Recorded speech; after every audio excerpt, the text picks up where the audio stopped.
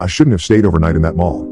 I'm not going to tell you my name. If you recognize the way I talk from my old videos, keep it to yourself. I don't want any more messages. I don't want any more theories. I just need to get this out, and then I'm done with social media. Back in 2017, I was a YouTuber. Not a huge one, but I pulled in good numbers, hundreds of thousands of views, sometimes millions.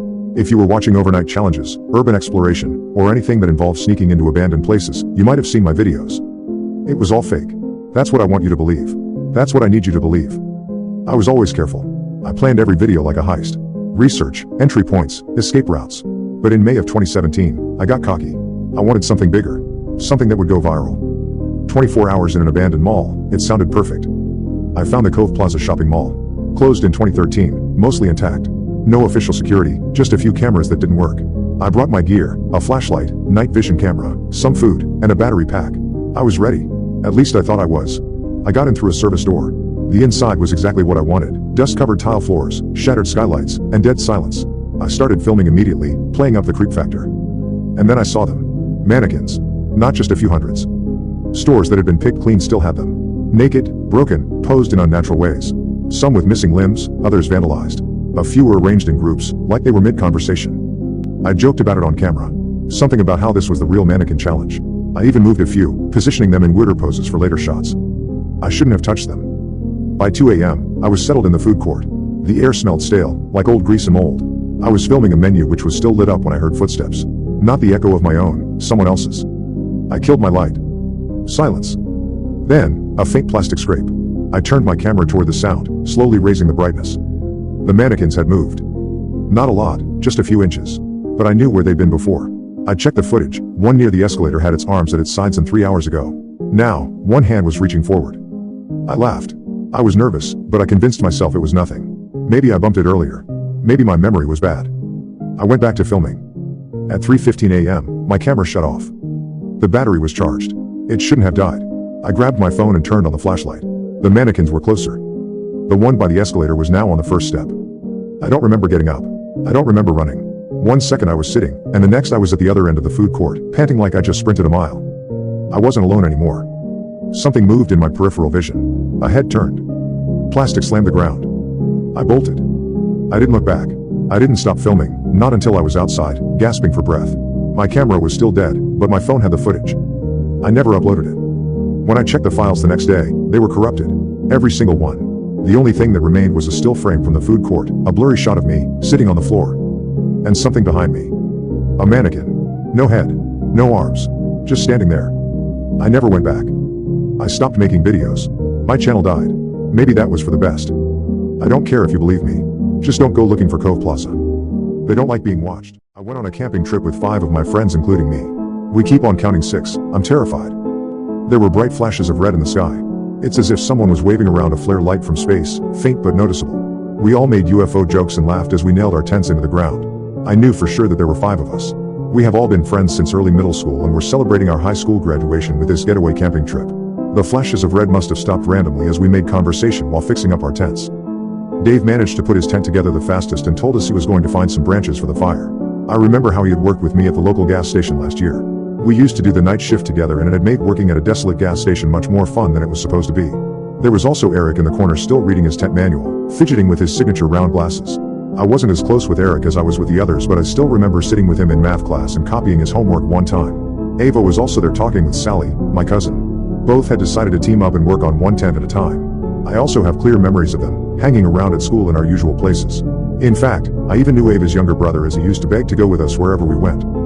I bring all this up because I'm sure that there were 5 of us, including me, and that I knew everyone in the group. So Dave had went to get some branches as we pulled out some foldable chairs and set them up around the fire pit. I remember feeling uneasy as the sun set and darkness began to consume the forest. The shadows of trees elongated around us as the minutes ticked by. Eric went to get a flashlight from his bag while we wondered what was taking Dave so long. He appeared soon after, the harsh rustling sounds of the bushes signifying his return. We were all buried in our chairs at this point, covered by our jackets. The temperature had dropped quickly and a slight breeze was beginning to pick up. "Geez, you guys weren't even bothered to pull out a chair for me," Dave said as he arranged all the branches in the pit. We had set up 5 chairs around the fire. I tried to rationalize the situation, but no matter how hard I focused, my head felt like it was underwater. I had perfect clarity up until that moment, but when I tried to focus on why 5 chairs were occupied when Dave hadn't sat down yet, my head seemed to just stop working, as if something was reaching in and pulling out my thoughts. Instinctually, I felt even more uneasy now, and I had placed Y. The whole forest had gone dead silent. I looked around at the faces of the others and could tell that they had felt the same. Eric was fidgeting with his fingers, trying to scan around the group and spot the extra person, but it was futile. I scanned every face, each etched in worry and frowning in frustration except for it's. All right, I'll get the chair myself, Dave said, breaking the silence and somewhat alleviating the tension. I got up and offered to help him. He looked into my eyes and nodded knowingly. We headed away from the fire pit towards the tents, but I kept my eyes glued on our group. How many people are here? I whispered to Dave as he looked around and realized that we had indeed only packed 5 chairs. In fact, every person had brought with them their own chair. They were heavy to carry and we wouldn't bring any extra needlessly. There's 5, right?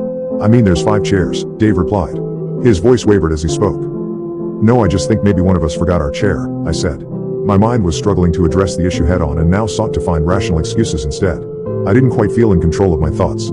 It felt like swimming in a dream, and if I tried to force myself to think about who the 6th person was, my head would begin to throb. Yeah, that sounds about right actually, Dave said, relaxing and heading back to the group. When we walked back to the fire pit and circle of chairs, 2 chairs were empty. 1 for me and 1 for Dave. Everything was adding up now, even though we all agreed it wasn't before. Sally suggested we were all probably tired after the long hike to get here and probably just needed some sleep. She could have been right. We were all sleep deprived from waking up very early today to make it on time. Ava brought out the drinks.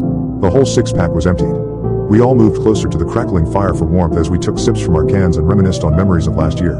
Ava was in the middle of telling us about that one time she was home alone with weird things happening in her house when I got these sudden chills despite the pleasant warmth of the fire. What felt cozy and safe moments ago felt wrong now, all because I realized that there was a crucial detail I missed. Who started the fire? I asked, completely interrupting Ava in the middle of her story and breaking everyone else's immersion. Everyone looked momentarily annoyed until they realized they had no answer. Once again I scanned the faces staring back at me. All barely illuminated by the light from the fire. All familiar and pale from fear. Wasn't it you, Dave? Eric asked. Dave shook his head. I think the person standing behind Jenny did it, Sally said, looking over at me. I whipped my head around so quickly it hurt. My heart was pounding in my ears. There was nothing behind me except for the encompassing darkness of the woods. Staring at those tall dark trees behind me made me feel exposed. I felt like a lost bird in a vast field. Wait, I don't know, Sally said. Her eyes had gone wide and she was shaking visibly. She continued to look around frantically as Ava moved over to her, placing her hands on her shoulders and trying to calm her down. I think we should leave this place, Ava stuttered. Yeah, something just doesn't feel right, but I can't put my finger on it, Dave said. But it's so dark out in the forest now, we'd probably get lost if we leave now, someone else said. Yeah, I think we should stay the night and leave as soon as we can tomorrow, Eric agreed. I tried to protest but realized Eric was right.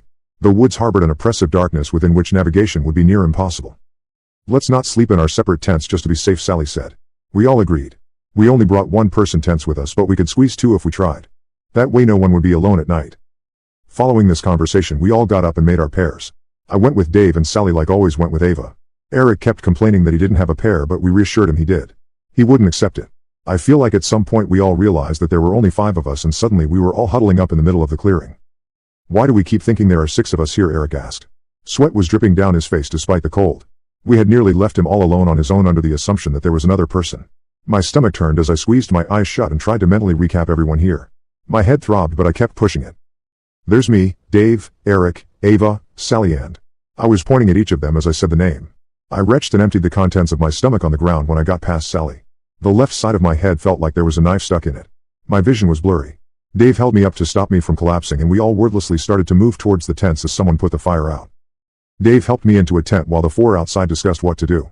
I could only focus on snippets of the conversation as the excruciating pain beating against my skull came and went in waves. Sally had the brilliant idea of arranging 3 tents together so their openings faced together at right angles in a sort of U shape so we could sleep as close as possible and also limit the entrance to our tents. Dave was about to go to help as they worked outside, but I clutched his hand and asked him to stay with me. The tents took some time to arrange. I started to feel a bit better once everyone got settled into their tents. A quick head count confirmed there were 5 of us. Eric would have to sleep in his tent alone, but he was more comfortable with it since all the tents were very close now. Looking back now, I think he was just trying to put a brave face on for us. I regret that moment deeply, letting him sleep in his tent alone. He was always less integrated in our group and knew that none of us would pair with him. Just before going to bed, we all agreed to leave as soon as the sun rose in the morning. I remember taking one last look outside the tent into the forest before trying to fall asleep.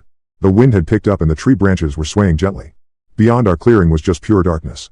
It felt like the trees were closing in on me. With the faint moonlight illuminating our clearing, I turned my head to look over at the 2 tents we had left out and saw someone standing next to them. Despite the circumstances, sleep came quickly and easily. Ava's shrill scream woke me up in the middle of the night. Dave and I ripped our tent door open to find Sally and Ava looking into Eric's tent. We pushed them aside. Eric's sleeping bag was rolled up. He was still inside it. His head in the center, face contorted in utter agony. The rest of his body rolled around it with the blue fabric now dripping with dark blood. Dave zipped up the door of the tent. Ava was in shock. Her eyes had become glassy and unfocused. Sally was shaking her repeatedly, tears streaming down her face. Dave picked up his torch and yelled at us to get up and run. We left the campsite behind and entered the trail we had come from. The 5 of us huddled together, Dave leading in the front as he cast his weak flashlight over the path so we could see it. All we had to help us get through this 2-hour trail was a small white circle of light. Even the moon failed to illuminate our surroundings through the dense foliage. Ava tripped and fell, twisting her ankle. We came to a stop. Someone said they knew how to splint it so we could keep going. They dragged her into the woods instead. It happened too quickly for any of us to process. Sally was about to run after Ava when Dave held her back. She struggled and managed to free herself, running into the trees to follow the echoes of Ava's screams. I was about to run after her, but Dave held me by the shoulders and shook me hard. "We need to get out of here, Jenny, please," he said. I hesitated but jolted into motion again when Sally's voice was cut off abruptly. She had been calling out Ava's name as she ran after her. Dave and I continued to run down the trail, trying to get to our car so we could get out of here. There was nothing we could do. At some point there were 3 of us running on the trail, Dave and I shoulder to shoulder, while someone followed us closely behind. "Dave, who's behind us?" I gasped. My heart was threatening to burst through my ribcage and my legs burned. He turned to look at me. Confusion transformed into fear on his face and then into rage. "You keep running," he told me as he produced a pocket knife from his pants. He handed me the car keys, which I nearly dropped. Then he turned around suddenly and jumped at whoever was behind us. I continued to run in fear as the sounds of a struggle grew behind me. I tripped and tumbled through the trail for what felt like hours. I didn't allow myself to stop.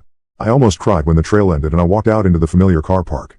Not wasting a second, I ran to the car and started it up, accelerating out of that forest and onto the highway within mere seconds. I'm typing this post out at a rest stop. My phone has finally regained service and I've called 911 to try and explain the situation. I don't think they believe my version of events, but they sent a car my way regardless. As I wait, the sun is finally starting to rise. After I hit the post button on this, I'm gonna check why the person in my backseat has been so silent the whole time.